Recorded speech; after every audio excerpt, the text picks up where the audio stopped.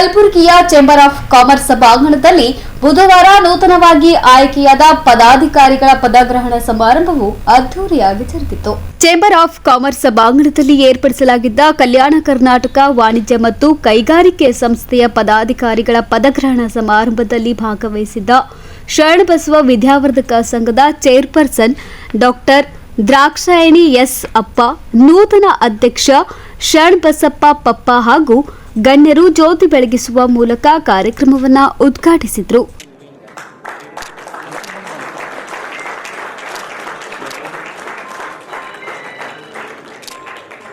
ಬಳಿಕ ಸಮಾರಂಭವನ್ನುದ್ದೇಶಿಸಿ doctor Drakshayani S ಅಪ್ಪ ಅವರು ಕಲ್ಯಾಣ ಕರ್ನಾಟಕ ವಾಣಿಜ್ಯ ಮತ್ತು ಕೈಗಾರಿಕೆ ಸಂಸ್ಥೆಯ ನೂತನ ಅಧ್ಯಕ್ಷ ಶರಣಬಸಪ್ಪ ಪಪ್ಪ ಹಾಗೂ ಪದಾಧಿಕಾರಿಗಳಿಗೆ ಶುಭ ಹಾರೈಸಿದರು. ನಂತರ ಮಾತನಾಡಿದ ಕಲ್ಯಾಣ ಕರ್ನಾಟಕ ವಾಣಿಜ್ಯ ಮತ್ತು ಕೈಗಾರಿಕೆ ಸಂಸ್ಥೆಯ ನೂತನ ಅಧ್ಯಕ್ಷ ಶರಣಬಸಪ್ಪ ಪಪ್ಪ ಅವರು ಮಾತನಾಡಿ, ಕಲ್ಯಾಣ ಕರ್ನಾಟಕದ ವಾಣಿಜ್ಯೋದ್ಯಮಿಗಳ ಹಿತಾಸಕ್ತಿ ಕಾಪಾಡುವ ಜೊತೆಗೆ ಈ ಭಾಗದ ಸಮಗ್ರ ಅಭಿವೃದ್ಧಿಗೆ ಅವಿರತವಾಗಿ ಶ್ರಮಿಸಲಾಗುವುದು ಎಂದು ಭರವಸೆ ನೀಡಿದರು. ಯಾವಾಗಲೂ ಶರಣ ಸಂಸ್ಥಾನ ನಿಮ್ದೆಲ್ಲರದು ಭಕ್ತ ಬಳಗದ ಇರಲಿ ಅಂತ ಹೇಳಿ ನಾನು ವಿನಂತಿಸಿಕೊಳ್ಳುತ್ತೇನೆ. ತಮ್ಮೆಲ್ಲರಿಗೂ ಮತ್ತು ಹೃದಯಪೂರ್ವಕ ಧನ್ಯವಾದಗಳನ್ನು ಅರ್ಪಿಸುತ್ತೇನೆ. ಮೊದಲಿಗೆ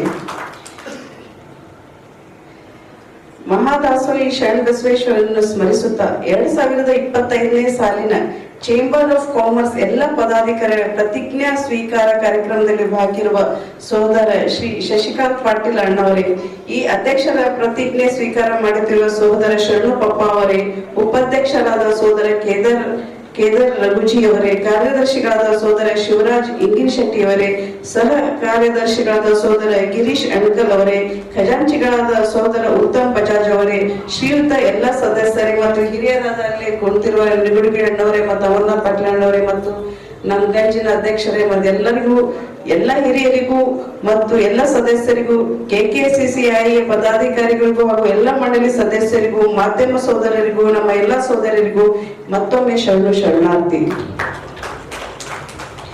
ಮೊದಲಿಗೆ ವಿದ್ಯಾಭಂಡಾರಿ ಪರಮ ಪೂಜ್ಯ ಡಾಕ್ಟರ್ ಶರಣಬಸಪ್ಪ ಅವರಿಗೆ, ನನ್ನ ಹೃದಯ ಈಶ್ವರದ ನಮ್ಮ ಯಜಮಾನರಿಗೆ ಲೈಫ್ ಟೈಮ್ KKCCI ಮೆಂಬರ್ಶಿಪ್ ಕೊಟ್ಟಿದ್ದಕ್ಕೆ ತಮ್ಮೆಲ್ಲರಿಗೂ ಹೃದಯಪೂರ್ವಕ ಧನ್ಯವಾದಗಳನ್ನು ಸಲ್ಲಿಸುತ್ತೇನೆ. ಅದಕ್ಕಾಗಿ ನೀವು ಬಹಳ ಆತ್ಮೀಯರಾದ್ವಿ, ನಾವು ಕೂಡ ನೀವೆಲ್ಲ ಸಂಬಂಧಿಕರಾದಂಗೆ ಆಯ್ತು. ನಿಮ್ಮ ಅಪ್ಪಾಜಿಯವ್ರಿಗೆ ಕೈ ಮುಟ್ಟಿದ್ರೆ ಹೊನ್ನಾಗುವ ಶಕ್ತಿ ಇದೆ. ಯಾಕಂದ್ರೆ ಸುಲ್ತಾನ್ಪುರದಾಗ ಸ್ಕೂಲ್ ಕಟ್ಟಕ್ಕಾದ್ರೆ ಜಾಗ ಎಷ್ಟು ಜಾಸ್ತಿ ಆಗ್ಬಿಟ್ಟಿದೆ, ಲಕ್ಷದ ಕೋಟಿಗೆ ಹೋಗ್ಬಿಟ್ಟಿದೆ. ಸಿರ್ಸಿಗೆ ಯೂನಿವರ್ಸಿಟಿ ಮಾಡ್ತಾ ಇದ್ದಾರೆ, ಅದು ಲಕ್ಷದ ಅದನ್ನು ಕೋಟಿಗೆ ಹೋಗ್ಬಿಟ್ಟಿದೆ. ಈಗ ಅವ್ರ ಚೇಂಬರ್ ಆಫ್ ಕಾಮರ್ಸ್ ಬಂದ್ರೆ ಇದನ್ನು ಮ್ಯಾಗ ಏರ್ತದ ಅನ್ನೋ ಭರವಸೆ ನನಗಿದೆ. ಇಲ್ಲಿ ಹಳೆಯ ಬೇರು ಹೊಸ ಚಿಗುರು ಅಂದರೆ ಹಿರಿಯರ ಅನುಭವದ ಮೇಲೆ ಆಶೀರ್ವಾದದಿಂದ ಹೊಸ ಚಿಗುರು ಯುದ್ಧ ಶಕ್ತಿ ಹೆಮ್ಮರವಾಗಿ ಬೆಳೆಯುತ್ತೆ ಅನ್ನೋ ಭರವಸೆ ನನಗೆ ಇವತ್ತು ಕಾಣ್ತಾ ಇದೆ. ಹೊಸ ಚಿಗುರು ಅಂದರೆ ಯುದ್ಧ ಉತ್ಸಾಹದಿಂದ ದುಡಿದು ಬೆಳೆಸುತ್ತಾರೆ ಅನ್ನಿಸುವ ಭರವಸೆ ನನಗೆ ಕಾಣ್ತಾ ಇದೆ. ಇಲ್ಲಿ ಭಾರತದಲ್ಲಿ KKCCI ಅಭಿವೃದ್ಧಿ ಮಾಡಿದರೆ ಎತ್ತರ ಮಟ್ಟಿಗೆ ಬೆಳೆಸಿ ಹೆಸರು ಮಾಡುತ್ತಿದ್ದರೆ ಕೈಗಾರಿಕೆ ವಾಣಿಜ್ಯವೇ ದೇಶದ ಆರ್ಥಿಕತೆಗೆ ಭದ್ರವಾಗಲು ಸಾಧ್ಯವಾಗುತ್ತದೆ.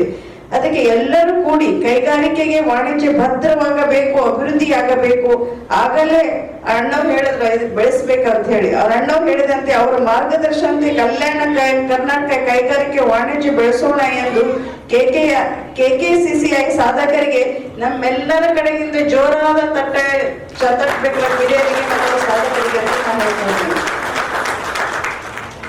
ಈ ವಾಣಿಜ್ಯ ಮಂಡಳಿಗೆ ಹೊಸ ಆಡಳಿತ ಕಮಿಟಿ ರೂಪುಗೊಂಡು ಎಂದು ಪ್ರಮಾಣ ವಚನ ಸ್ವೀಕಾರ ಮಾಡಿರುವ ತಮ್ಮೆಲ್ಲರಿಗೂ ಮೊದಲಿಗೆ ಹಾರ್ದಿಕ ಅಭಿನಂದನೆಗಳನ್ನು ಸಲ್ಲಿಸುತ್ತೇನೆ.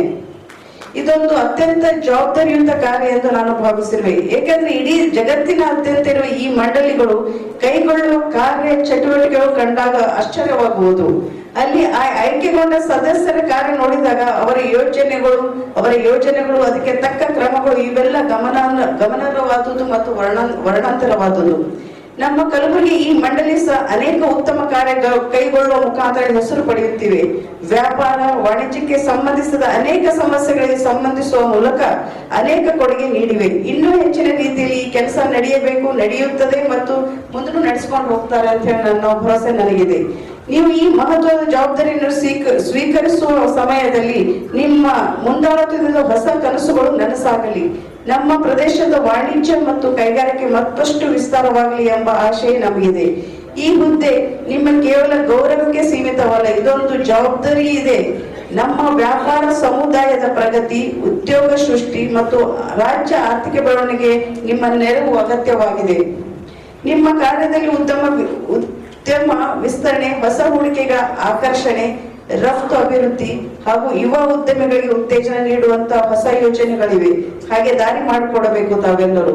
ಯಾವುದೇ ಅಭಿವೃದ್ಧಿ ಕಾರ್ಯಗಳಾಗಿ ಅದ್ರ ಜೊತೆ ತಂಡದವರು ಕೆಲಸ ಮಾಡುವುದು ಅತ್ಯಗತ್ಯವಾಗಿರುತ್ತದೆ ಮತ್ತು ತಂಡದ ನಾಯಕರು ಒಳ್ಳೆ ವ್ಯಕ್ತಿಯಾಗಿರಬೇಕು.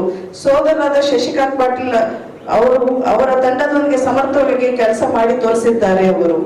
ಅದರಂತೆ ಮುಂದೆಯೂ ಸೋದರ ಶರಣು ಪಪ್ಪ ಅವರು ಕೂಡ ಸಮಾಜದ ಎಲ್ಲಾ ಚಟುವಟಿಕೆಗೆ ಸಕ್ರಿಯವಾಗಿ ತೊಡಗಿಸಿಕೊಂಡಿದ್ದಾರೆ. ಹಾಗೆ ಸೋದರ ಶರಣು ಪಪ್ಪ ಅವರು ಪದಾಧಿಕಾರಿಯವರು ಒಳ್ಳೆ ರೀತಿ ನಡೆಸಿಕೊಂಡು ಮುಂದುವರಿಸಿಕೊಂಡು ಹೋಗುತ್ತಾರೆ ಎನ್ನುವ ಭರವಸೆ ನನಗಿದೆ. ಅಧ್ಯಕ್ಷರು ಮತ್ತು ಪದಾಧಿಕಾರಿಗಳು ಎಲ್ಲರೂ ಕೂಡಿ ಈ ಅಭಿವೃದ್ಧಿ ಕೆಲಸವನ್ನು ಕೈಗೆತ್ತಿಕೊಂಡಿದ್ದಾರೆ, ಅಭಿವೃದ್ಧಿ ಮಾಡಿ ತೋರಿಸುತ್ತಾರೆ ಎನ್ನುವ ಭರವಸೆ ನನಗೆ ತೋರಿಸ್ತಾ ಇದೆ. ಇಲ್ಲಿ ಮತ್ತೊಮ್ಮೆ ಹೊಸ ಪದಾಧಿಕಾರಿ ಶುಭಾಶಯಗಳು ಕೋರುತ್ತೇನೆ.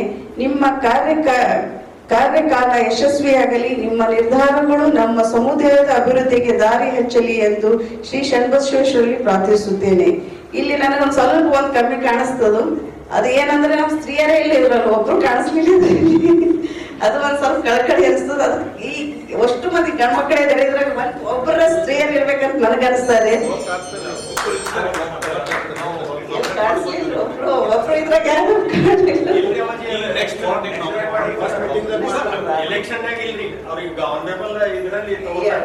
ಬಹಳ ಒಳ್ಳೆ ಕೆಲಸ ಅದು ಕಾಣಿಸ್ಲಿ. ಅವ್ರಿಗೆ ಮನಿ ಆರ್ಥಿಕತೆ ಎಲ್ಲ ಲಕ್ಷ್ಮಿ ಅಂದ್ರೇ ಮನೆ ಹೆಂಗಿರ್ತೋ ಹಂಗೆ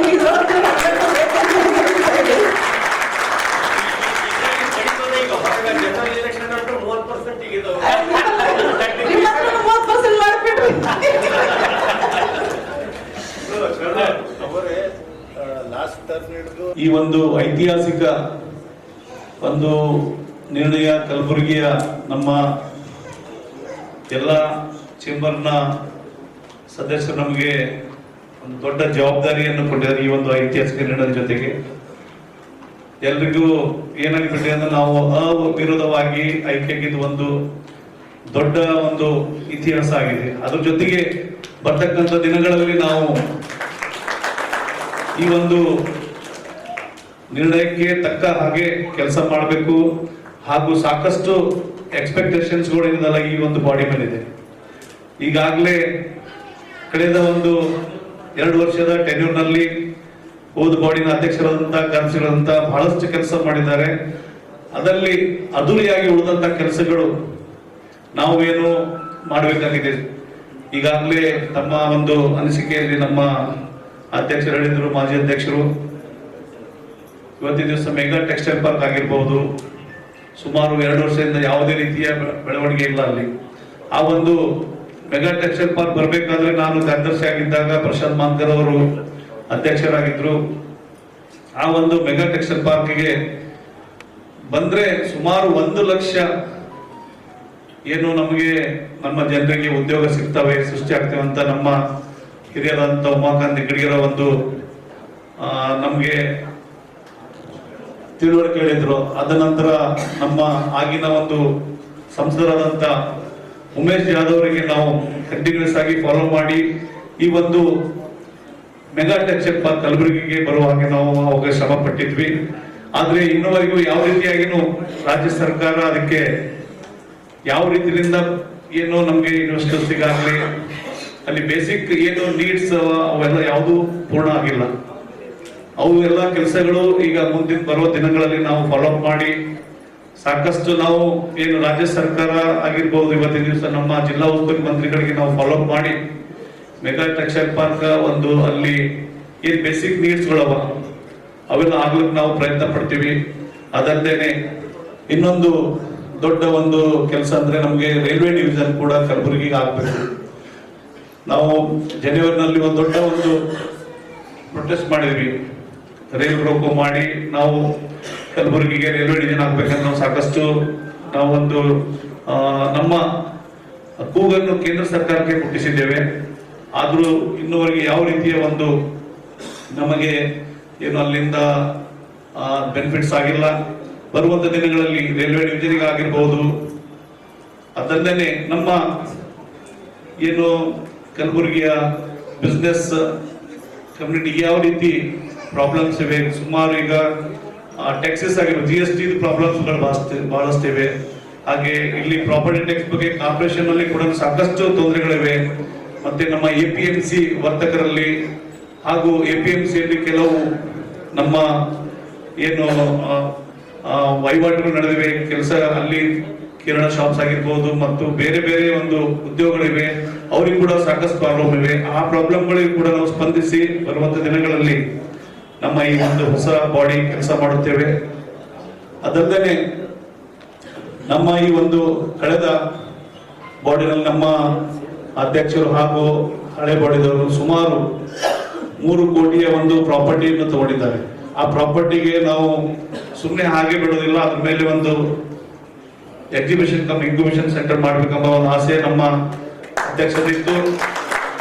ಅದಕ್ಕೆ ನಾವು ಪೂರ್ತಿ ಒಂದು ಜೋರು ಹಾಕಿ ಇವತ್ತು ದಿವಸ ಜಿಲ್ಲಾ ಉಸ್ತುವಾರಿ ಮಂತ್ರಿ ಆಗಿರ್ಬೋದು, ರಾಜ್ಯ ಸರ್ಕಾರಕ್ಕೆ ನಾವು ಏನಾದ್ರೂ ನಾವು ಬಜೆಟ್ ತಂದು ಇವತ್ತಿನ ನಮ್ಮ ಈ ಒಂದು ಬಾಡಿನಲ್ಲಿ ಸಾಕಷ್ಟು ಜನ ಒಳ್ಳೆ ಕೆಲಸ ಮಾಡೋರಿದ್ದಾರೆ. ಅವ್ರದೆಲ್ಲ ಒಂದು ನಾವು ಸಹಕಾರ ತಗೊಂಡು ನಾವು ರಾಜ್ಯ ಸರ್ಕಾರಕ್ಕೆ ಹಾಗೂ ಕೇಂದ್ರ ಸರ್ಕಾರಕ್ಕೆ ನಮ್ಮ ಕೂಗನ್ನು ಮುಟ್ಟಿಸ್ತಾ ಆ ಒಂದು ಇನ್ಕ್ಯುಬೇಷನ್ ಸೆಂಟರ್ ಕೂಡ ಮಾಡುತ್ತೀವಿ ಅಂತ ಭರವಸೆ ನೀಡ್ತೀನಿ. ಅದಲ್ಲದೆ ನಮ್ದೊಂದು ಇನ್ನೊಂದು ಕನಸಿದೆ. ನಮ್ಮ ಈ ಒಂದು ಕಲ್ಯಾಣ ಕರ್ನಾಟಕ ವಾಣಿಜ್ಯ ಸಂಸ್ಥೆ ಸುಮಾರು 3,500 ನಾವು ಮೆಂಬರ್ಸ್ ಇದ್ದೇವೆ. ನಮ್ದೊಂದು ಏನ್ ಕನಸಿದೆ ಅಂದ್ರೆ ಒಂದು ಸೌಹಾರ್ದ ಒಂದು ಬ್ಯಾಂಕ್ ಮಾಡ್ಬೇಕಂತ ಕೂಡ ಒಂದು ಆಸೆ ಇದೆ. ಯಾಕಂದ್ರೆ ನಮ್ದು ರೆಡಿಮೇಡ್ ಆಗಿ ನಮ್ಗೆಲ್ಲ ಸದಸ್ಯರಿದ್ದಾರೆ. ಈ 3,000 ಸುಮಾರು 1,500 2,000 ಕೂಡ ಮೆಂಬರ್ಸ್ ಆದ್ರೆ ಕೂಡ ನಾವು ಒಂದು ಒಳ್ಳೆ ಒಂದು ಕೋಆಪರೇಟಿವ್ ಬ್ಯಾಂಕ್ ಮಾಡಬಹುದು. ನಮ್ಮ ಉದ್ಯೋಗ ನಮ್ಮ ಏನು ಈ ಒಂದು ಸಂಸ್ಥೆಯ ಎಲ್ಲ ಒಂದು ಮೆಂಬರ್ಸ್ ಇದ್ದಾರೆ, ಅವರಿಗೆ ನಾವು ಸಹಕಾರ ಮಾಡಬಹುದು, ಅದರಿಂದ ಉಪಯೋಗ ತಗೋಬಹುದು. ತಾವೆಲ್ಲ ಕೂಡ ಅದೊಂದು ಕೂಡ ನಮ್ಮ ಈ ಒಂದು ಹೊಸ ಗೋಡೆ ಕನಸಾಗಿದೆ. ಬರ್ತಕ್ಕಂಥ ದಿನಗಳಲ್ಲಿ ಇನ್ನೂ ಸಾಕಷ್ಟು ಕಲ್ಯಾಣ ಕರ್ನಾಟಕದ ಬೆಳವಣಿಗೆಗೆ ಈಗ 2 ವರ್ಷ ಈ ಪೀರಿಯಡ್ ನಲ್ಲಿ ನಾನು ಒಬ್ಬನೇ ಇಲ್ಲ, ಅಧ್ಯಕ್ಷನಾಗಿ ನನ್ನ ಜೊತೆ 24 ಜನರ ಟೀಮ್ ಇದೆ. ಅದಲ್ಲದೆ ಪಾಸ್ಟ್ ಪರ್ಸನ್ ಸೆಕ್ರೆಟರಿ ಕೂಡ ನಮ್ಮ ಜೊತೆ ಇರ್ತಾರೆ.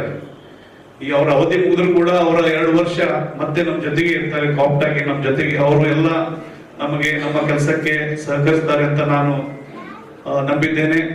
ಮತ್ತೆ ಬರುವಂತ ದಿನಗಳಲ್ಲಿ ಅವ್ರು ಯಾವ ಆಸೆಗಳಿದ್ದು ಮತ್ತೆ ನಮ್ಮ ಹಿಂದಿನ ಪಾಸ್ಟ್ ಪರ್ಸನ್ಸ್ ಎಲ್ಲರೂ ಯಾವ ರೀತಿ ಅವರು ಕೆಲಸಗಳು ಮಾಡಿದ್ರೆ ಅದೇ ರೀತಿಯಲ್ಲಿ ಆ ಒಂದು ಡಿಸಿಪ್ಲಿನ್ ನಾವು ಉಳಿಸ್ಕೊಂಡು ಚೇಂಬರ್ ಇಂಟ್ರೆಸ್ಟ್ ನಲ್ಲಿ ನಾವು ಯಾವುದೇ ಒಂದು ಅಹಿತಕರ ಘಟನೆಗಳು ನಡೆಯದಂತೆ ಬರುವಂತ ದಿನಗಳಲ್ಲಿ ನಾವು ಕಲ್ಯಾಣ ಕರ್ನಾಟಕ ಒಂದು ಭಾಗಕ್ಕೆ ಯಾವ ರೀತಿ ಸೌಲಭ್ಯಗಳು, ಬೆಳವಣಿಗೆಗಳು ಮತ್ತು ಸೌಕರ್ಯಗಳು ಸಿಗಬೇಕು, ಅದ್ರ ಸಲುವಾಗಿ ನಾವು ಎಲ್ಲರೂ ಕೂಡಿ ನಾವು ಈ ಒಂದು ಭಾಗಕ್ಕೆ ಒಳತಾಗುವಂತೆ ಕೆಲಸ ಮಾಡ್ತೀವಿ ಅಂತ ಸಂದರ್ಭ ಹೇಳ್ತಾ, ಈಗ ನಮ್ಮ ಈ ಒಂದು ಹೊಸ ಬಾಡಿಯ ಎಲ್ಲ ನನ್ನ ಸದಸ್ಯರಿಗೆ ಹಾಗೂ ಪದಾಧಿಕಾರಿಗಳಿಗೆ ಎಲ್ಲರಿಗೂ ನಾನು ತಮ್ಮ ಮುಂದೆ ನಾನು ಇಂಟ್ರೊಡ್ಯೂಸ್ ಮಾಡ್ಕೊಡ್ತೀನಿ. ಮೊದಲನೇದಾಗಿ ನನ್ನ ಈ ಒಂದು ಬಾಡಿಯ ಉಪಾಧ್ಯಕ್ಷರಾದಂಥ ಕೇದಾರ್ ರಘೋಜಿ ಅವರು ಇಲ್ಲಿದ್ದಾರೆ. ಅದೇ ರೀತಿ ಕಾರ್ಯದರ್ಶಿಗಳಾದಂಥ ಶಿವರಾಜ್ ಇಂಗಿನ್ ಶೆಟ್ಟಿ, ಹಾಗೆ ಸಹ ಕಾರ್ಯದರ್ಶಿಗಳಾದಂಥ ನಮ್ಮ ಗಿರೀಶ್ ಅಂಕಲ್ ಅವರು ಔಟ್ ಆಫ್ ಸ್ಟೇಷನ್ ಇದ್ದಾರೆ. ನಮ್ಮ ಒಂದು ಖಜಾಂಚಿಗಳಾದಂಥ ಶ್ರೀ ಉತ್ತಮ್ ಬಜಾಜ್ ಅವರು ಈ ಒಂದು ವೇದಿಕೆ ಮೇಲಿದ್ದಾರೆ. ಹಾಗೂ ನನ್ನ ಎಲ್ಲ ಈ ಒಂದು 2025-27ನೇ ಸಾಲಿನ ಎಲ್ಲ ನಮ್ಮ ಸದಸ್ಯರು ವೇದಿಕೆ ಮುಂಭಾಗದಲ್ಲಿ ಬರ್ಬೇಕಂತ ನಾನು ಕೇಳ್ಕೊಳ್ತಾ ಇದ್ದೀನಿ. ಸಮಾರಂಭದಲ್ಲಿ ಕಲ್ಯಾಣ ಕರ್ನಾಟಕ ವಾಣಿಜ್ಯ ಮತ್ತು ಕೈಗಾರಿಕೆ ಸಂಸ್ಥೆಯ ಮಾಜಿ ಅಧ್ಯಕ್ಷ ಶಶಿಕಾಂತ್ ಪಾಟೀಲ್, ಉಮಾಕಾಂತ್ ನಿಗುಡ್ಗಿ, ಮಾಜಿ MLC ಅಮರನಾಥ್ ಪಾಟೀಲ್, ಅನುದೀಪ್ ದಂಡೋತಿ, ಕೆಕೆಸಿಸಿಐ ಕಾರ್ಯದರ್ಶಿ ಶಿವರಾಜ್ ಇಂಗಿನ್ ಶೆಟ್ಟಿ, ಉಪಾಧ್ಯಕ್ಷ ಕೇದಾರ್ ರಘೋಜಿ, ಖಜಾಂಚಿ CA ಉತ್ತಮ್ ಬಜಾಜ್, ಮಾಜಿ ಅಧ್ಯಕ್ಷ ಸೋಮಶೇಖರ್ ಟೆಂಗಳಿ, ಸಂತೋಷ್ ಲಂಗರ್, ಆನಂದ್ ದಂಡೋತಿ, ಮಾಜಿ ಕಾರ್ಯದರ್ಶಿ ಮಂಜುನಾಥ್ ಜೇವರ್ಗಿ ಸೇರಿದಂತೆ ಅನೇಕರು ಭಾಗವಹಿಸಿದ್ರು. Bureau report in Gulbarga news.